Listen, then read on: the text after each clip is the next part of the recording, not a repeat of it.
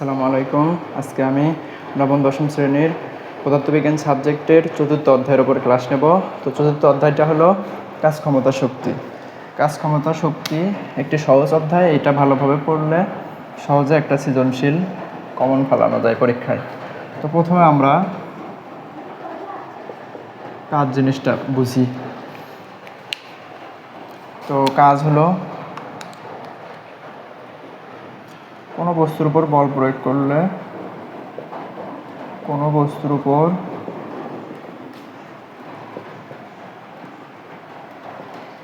বল প্রয়োগ করা হলে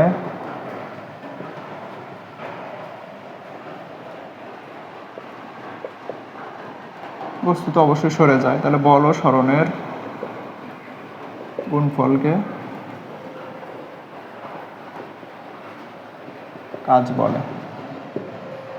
কাজকে যেহেতু ডাব্লিউ দ্বারা প্রকাশ করা হয়, তাহলে ডাব্লিউ সমান এফএস। এটা আমাদের প্রাথমিক একটা সংজ্ঞা। চাইলে আমরা আরেকটা সংজ্ঞা পড়তে পারি।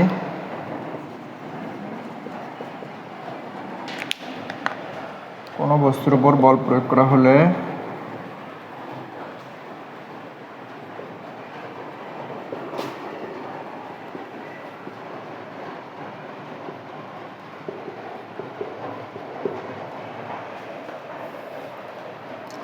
উপযুক্ত বল ও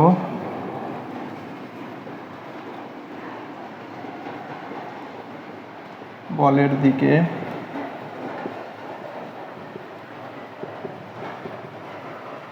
সরণের উপাংশের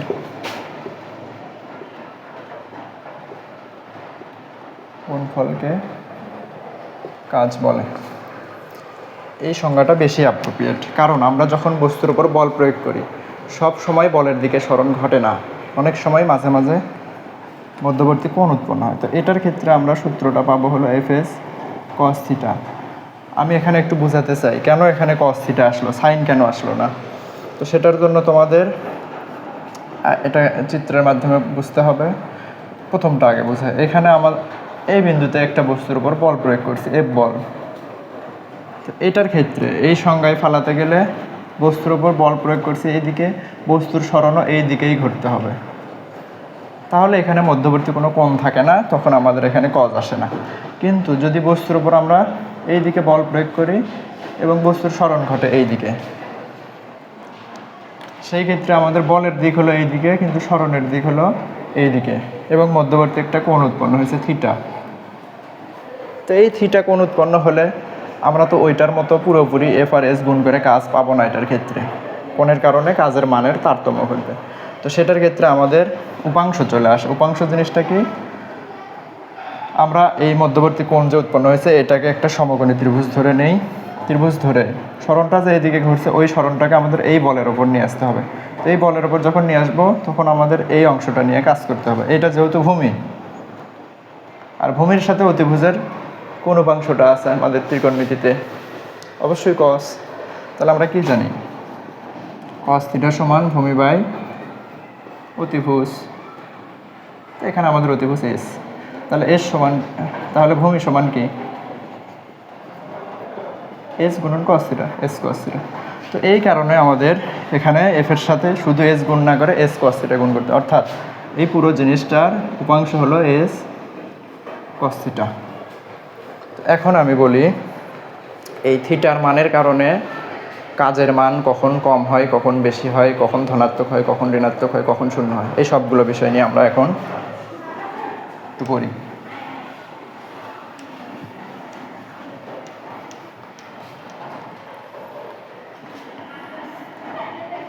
তা আমরা এইদিকে বল প্রয়োগ করছি, বস্তুর সরণ প্রথমে আমরা ধরলাম এইদিকেই ঘটছে, তাহলে মধ্যবর্তী কোণ কত ডিগ্রি হয়, অবশ্যই 0 ডিগ্রি। তো 0 ডিগ্রি হলে কজ 0 ডিগ্রি সম্পর্কে একটু বুঝতে হবে। কজ 0 ডিগ্রির মান হলো 1 এবং কজের সর্বোচ্চ মানই হলো 0 ডিগ্রি, অর্থাৎ যেদিকে বল প্রয়োগ করি বস্তুর সরণ সেই দিকেই ঘটলে সব সময় সবচেয়ে বেশি কাজ পাওয়া যায়। তাহলে এই দিকেই যদি সরণ ঘটতো তাহলে আমাদের কাজের মান হতো সর্বোচ্চ। তাহলে আমরা শর্তগুলো একটু লিখি। সর্বোচ্চ কাজ পাওয়ার শর্ত, থিটার মান হতে হবে 0 ডিগ্রি। এখন কথা হলো সর্বনিম্ন কাজ কখন পাবো? সর্বনিম্ন কাজ পাবো কস থিটার মান যদি কজের মান যদি সর্বনিম্ন হয়। তো কজের সর্বনিম্ন মান হলো -1, সর্বোচ্চ মান +1, এটা পাই 0 ডিগ্রির জন্য। সর্বনিম্ন মান -1, এটা পাই আসলে 180 ডিগ্রির জন্য। তো সেই কারণে আমাদের কাজের মান সর্বনিম্ন পাওয়া যাবে যদি মধ্যবর্তী কোণ 180 ডিগ্রি হয়। অর্থাৎ বল প্রয়োগ করছি এই বিন্দু থেকে এই দিকে, কিন্তু বস্তুর সরণ করছে এই দিকে, সেই ক্ষেত্রে আমাদের মধ্যবর্তী কোণ পাবো 180 ডিগ্রি। এবং এই কাজটা আর ধনাত্মক কাজ হয় না, যেহেতু -1 আসছে, এই কাজটা হলো ঋণাত্মক কাজ।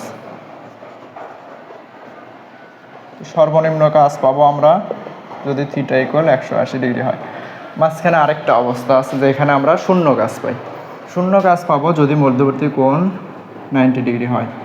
অর্থাৎ বল প্রয়োগ করছে এইদিকে, বস্তুর সরণ করছে ঠিক লম্ব বরাবর এইদিকে, সেই ক্ষেত্রে আমাদের কাজের মান পাই 0 ডিগ্রি, কাজের মান পাই 0, কারণ cos 90 ডিগ্রির মান 0। তাহলে আমরা এখানে 3 ধরনের স্পেশাল কাজ পেলাম। একটা হলো সর্বোচ্চ কাজ, সর্বনিম্ন কাজ, আরেকটা হলো শূন্য কাজ। তো এই দুইটাকে আবার আমরা আলাদা দুইটা নাম বলতে পারি।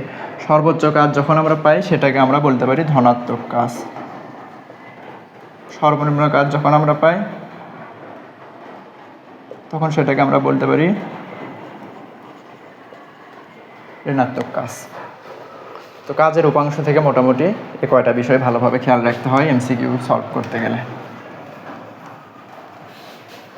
এবার আমরা আসি শক্তি। তো বস্তুর যে কাজ করে সেই কাজ করার সামর্থ্যকেই শক্তি বলে, কাজ করার সামর্থ্যকেই শক্তি বলে। কাজ আর শক্তি আলাদা তেমন কিছু না। এখন আমরা আরেকটু বিষয় বুঝে ফেলি, সেটা হলো কাজের একক। তো কাজের সূত্র কি? W=Fs। তো F মানে হলো বল, S মানে হলো সরণ।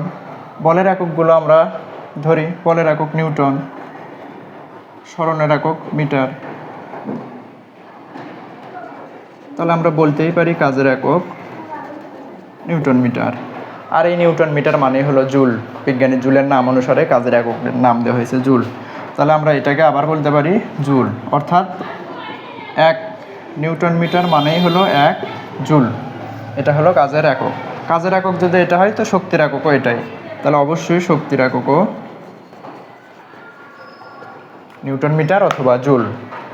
আমরা আরেকটা একক বের করি। যেহেতু নিউটনও বিজ্ঞানীর নাম থেকে আসছে, নিউটনকে ভাঙলে ভিতরে মৌলিক রাশি থেকে আরও একক পাওয়া যাবে। তো নিউটনকে ভাঙলে আগে বলকে ভাঙতে হবে। বল F=ma। তাহলে এটার একক বের করি। ভরের একক কেজি, ত্বরণের একক মিটার/সেকেন্ড স্কোয়ার। তাহলে আমরা কাজের একক পাবো কেজি মিটার/সেকেন্ড স্কোয়ার, আরেকটা মিটার কেজি মিটার/সেকেন্ড স্কোয়ার। তাহলে আমরা কাজের 3টা একক পেলাম। একটা হলো নিউটন মিটার, একটা হলো জুল, আরেকটা হলো কেজি মিটার/সেকেন্ড স্কোয়ার। এই 3টা একক এমসিকিউ এর জন্য খুবই গুরুত্বপূর্ণ। বা কাজ বা শক্তি, যেই শক্তিই বলে, শুধু শক্তি না, গতিশক্তি, বিভব শক্তি, তাপ শক্তি, আলোক শক্তি, শব্দ শক্তি, যে কোনো প্রকার শক্তি বা কাজের একক হলো newton metre, joule, KG metre second square. এবার আমরা মাত্রাটা বের করে দেখাই।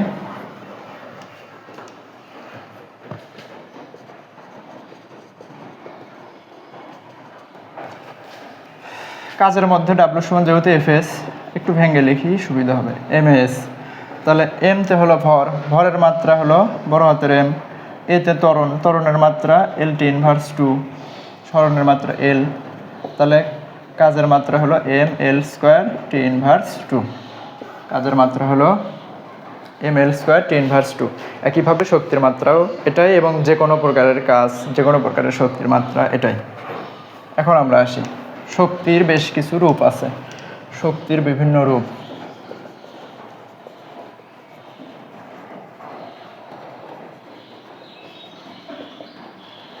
শক্তির বিভিন্ন রূপ বইয়ে স্পষ্টভাবে লেখা নাই যে শক্তির কয়টি রূপ।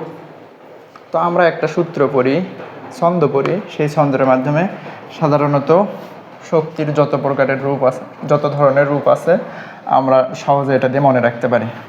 ছন্দটা খুবই মনে রাখার মতো। সেটা হলো রানী সৌর বিদ্যুতের আলোয়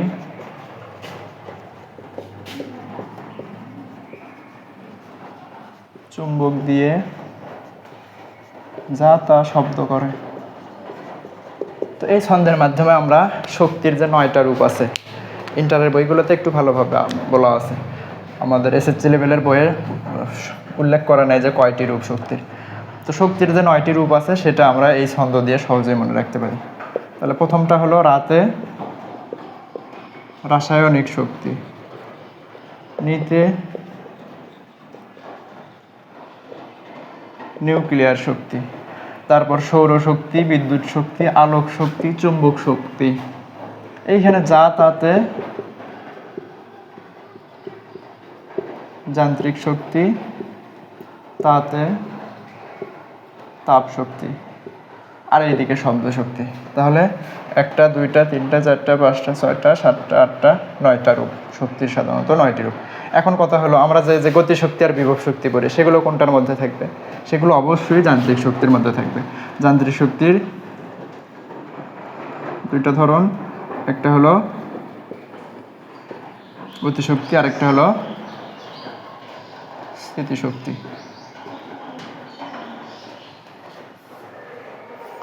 তো পরের ভিডিওতে আমরা যান্ত্রিক শক্তির যে 2টা রূপ, গতিশক্তি, স্থিতিশক্তি, এগুলো নিয়ে বিস্তারিত আলোচনা করব। তো আমরা এই অধ্যায়টা মোটামুটি ভিডিওর মাধ্যমে শেষ করব ইনশাল্লাহ। তোমরা নিয়মিত আমার এই লেকচারগুলো দেখবা, এই চ্যাপ্টারটা শেষ করে দেবো কিছুদিনের মধ্যে।